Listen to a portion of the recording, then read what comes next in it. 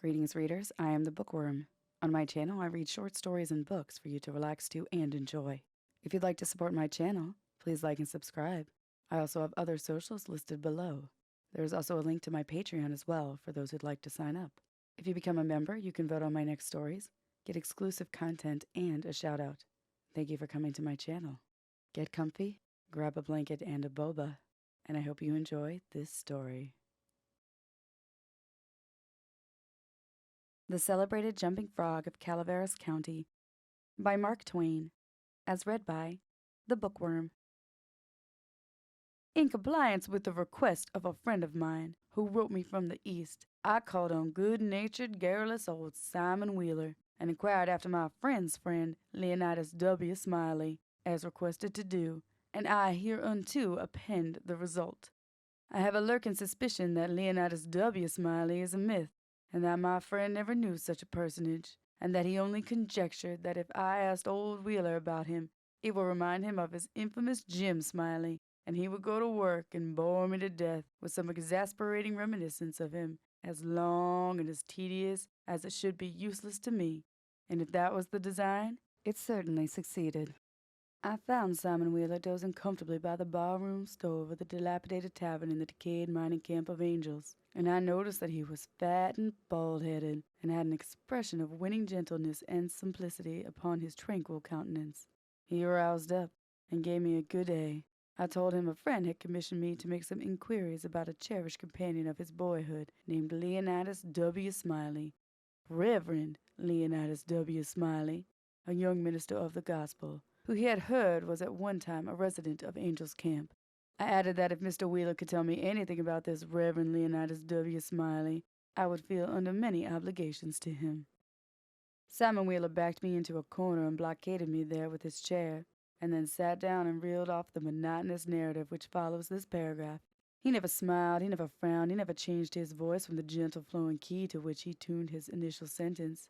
He never betrayed the slightest suspicion of enthusiasm, but all through the interminable narrative there ran a vein of impressive earnestness and sincerity, which showed me plainly that, so far from his imagining that there was anything ridiculous or funny about this story, he regarded it as a really important matter, and admired its two heroes as men of transcendent genius and finesse. To me, the spectacle of a man drifting serenely along through such a queer yarn without ever smiling was exquisitely absurd. As I said before, I asked him to tell me what he knew of the Reverend Leonidas W. Smiley, and he replied as follows. I let him go on in his own way, and never interrupted him once. Reverend Leonidas W. Well, there was this fella here once by the name of Jim Smiley in the winter of '49, or maybe it was the spring of '50. I don't recollect exactly. Somehow, though, what makes me think it was one or the other is because I remember this big flume weren't finished when he first came to the camp. But anyway, he was the curiousest man about, always betting on anything that turned up you ever see, if he could get anybody to bet on the other side. And if he couldn't, he'd change sides. Anyway, that suited the other men who would suit him. Anyway, just so's he's got a bet, he was satisfied. But still, he was lucky, uncommon lucky. He most always came out winner. He was always ready and laying for a chance. There couldn't be no sultry thing mentioned but that feller'd offer to bet on it, and take any side you please, as I was just telling you. If there was a horse race, you'd find him flushed, or you'd find him busted at the end of it. If there was a dog fight, he'd bet on it. If there was a cat fight, he'd bet on it. If there was a chicken fight, he'd bet on it. Why, if there were two birds sitting on a fence, he would bet which one would fly first. If there was a camp meeting, he would be there regular to bet on Parson Walker, which he judged to be the best exhorter about here. And he was, too, and a good man. And if he seed a straddlebug starts to go anywheres, he would bet you how long it would take him to get to wherever he was going to. And if you took him up, he would follow that straddlebug to Mexico, but what he would find out where he was bound for and how long he was on the road. Lots of the boys here had seen that Smiley and could tell you about him. Why, it never made no difference to him. He'd bet on anything, the dangest feller. Parson Walker's wife lay very sick once, for a good while, and it seemed as if they weren't going to save her. For one morning he came in, and Smiley up and asked him how she was. and he said she was considerable better. Thank the Lord for his infinite mercy, and coming on so smart that with the blessings of Providence she'd get well yet. And Smiley, before he thought, says, well, I'll risk 2.5 she don't anyway. This year Smiley had a mare. The boys called her the 15-minute nag. But that was only in fun, you know, because of course she was faster than that. And he used to win money on that horse. For all she was so slow and always had the asthma, or the distemper, or the consumption, something of that kind. They used to give her 200 or 300 yards start and then pass her underway, but always at the fag end of the race she'd get excited and desperate like, and come cavorting and straddling up, and scattering her legs around limber, sometimes in the air and sometimes out to one side amongst the fences, and kicking up more dust and raising more racket with her coughing and sneezing and blowing her nose, and always fetch up at the stand just about a neck ahead, and near as you could cipher it down. Annie had a small bull pup, that to look at him you'd think he weren't worth a cent, but to sit around and look ornery and lay for a chance to steal something. But as soon as money was up on him, he was a different dog. His underjaw began to stick out like a forecastle of a steamboat, and his teeth would uncover and shine like the furnaces. And a dog might tackle him and bullyrag him, and bite him, and throw him over his shoulder 2 or 3 times. And Andrew Jackson, which was the name of the pup, Andrew Jackson would never let on but what he was satisfied, and hadn't expected nothing else. And the bets being doubled and doubled on the other side all the time, till the money was all up, and then all of a sudden he would grab that other dog just by the jint of his hind leg and freeze to it. Not chow, you understand, but only just grip and hang on till they throwed up the sponge, if it was a year. Smiley always came up winner on that pup, till he harnessed a dog once that didn't have no hind legs, because they'd been sawed off in a circular saw. And when the thing had gone along far enough, and the money was all up, and he'd come to make a snatch for his old pet holt, he see in a minute how he'd been imposed on, and how the other dog had him at the door, so to speak, and he 'peared surprised, and then he looked sort of discouraged like, and didn't try no more to win the fight, and so he got shucked out bad. He gave Smiley a look, as much as to say his heart was broke, and it was his fault for putting up a dog that had no hind legs for him to take hold of, which was his main dependence in a fight, and then he limped off a piece and lay down and died. It was a good pup, was that Andrew Jackson, and would have made a name for himself if he'd lived, for the stuff was in him, and he had genius. I know it, because he hadn't had no opportunities to speak of, and it don't stand to reason that a dog could make such a fight as he could under them circumstances, if he hadn't had no talent. It always makes me feel sorry when I think about that last fight of his'n, and the way it turned out. Well, this year Smiley had rat terriers, chicken cocks, and tomcats, and all of them kinds of things till you couldn't rest, and you couldn't fetch nothing for him to bet on but he'd match you. He catched a frog one day, and took him home, and said he'd calculated to educate him. And so he never done anything for 3 months but sat in his backyard and learnt that frog to jump. And you bet he did learn him too. He'd give him a little punch behind, and the next minute you'd see that frog whirling in the air like a donut. See him turn one somerset, or maybe a couple, if he got a good start, and come down flat-footed and all right, like a cat. He got him up so in the matter of kitchen flies, and kept him in practice so constant, that he'd nail a fly every time as far as he could see him. Smiley said all a frog wanted was an education, and he could do most anything, and I believe him.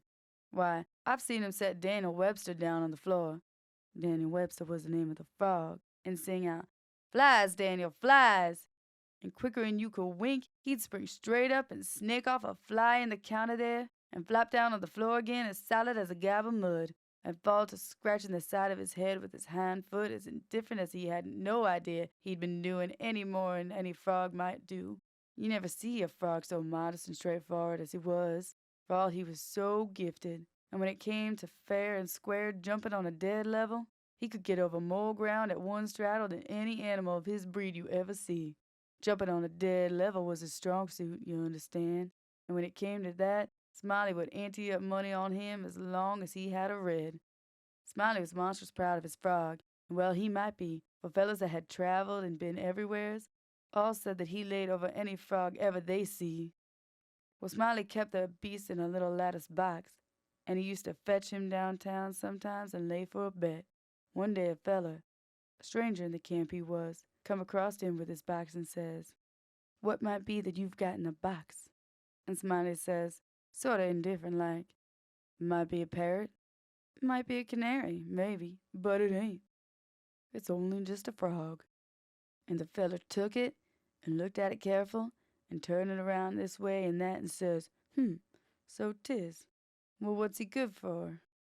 "Well," Smiley says, easy and careless, "he's good enough for one thing, I should judge. He can outjump any frog in Calaveras County." The feller took the box again, took another long, particular look, gave it back to Smiley, and says, very deliberate, "Well," he says, "I don't see no prints about that frog ain't better than any other frog." "Maybe you don't," Smiley says. "Maybe you understand frogs, and maybe you don't understand 'em. Maybe you've had experience, and maybe you've only seen 'em mature, as it were. Anyway, I've got my opinion, and I'll risk $40 that he can outjump any frog in Calaveras County." And the feller studied a minute, and then says, kinder sad like, "Well, I'm only a stranger here, and I ain't got no frog, but if I had a frog, I'd bet you."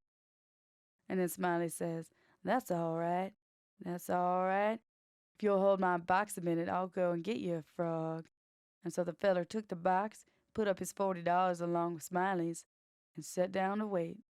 So he sat there a good while thinking and thinking to himself, and then he got the frog out and prized his mouth open and took a teaspoon and filled him full of quail shot. Filled him pretty near up to his chin and set him down on the floor. Smiley, he went to the swamp and slopped around in the mud for a long time, and finally he kitched a frog and fetched him in and gave him to this feller and says, "Now, if you're ready, set him alongside of Daniel, with his forepaws just even with Daniel's, and I'll give the word." And then he says, "1, 2, 3, git!"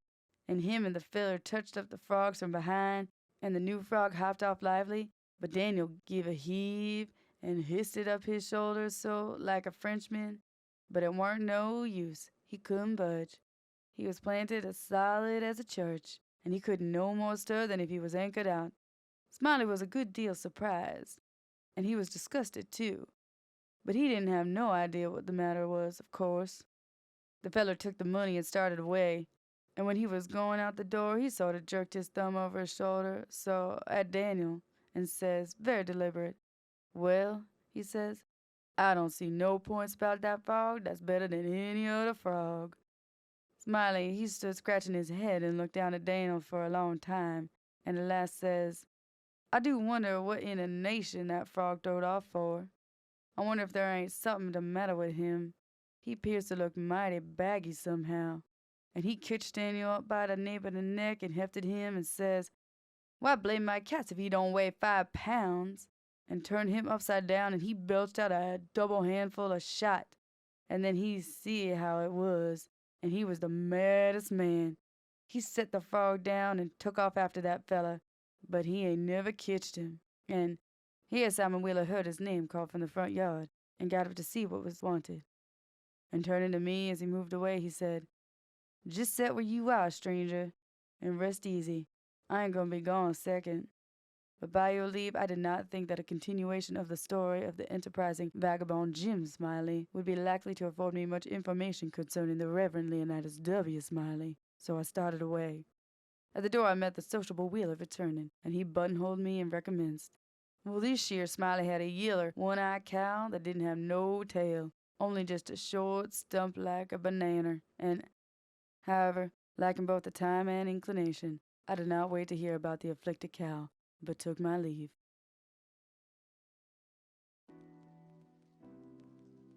This has been an audio recording by the Bookwyrm. If you'd like to hear more, please like and subscribe and visit my socials and my Patreon, linked below. If you have any suggestions on future Project Gutenberg titles you'd like to listen to, please let me know in the comments below. If you are an author and have a story or poem you wrote that you would like me to read, please reach out to me on my Instagram at @TheRedBookworm. I appreciate each and every one of you. Please stay tuned to my channel for more stories.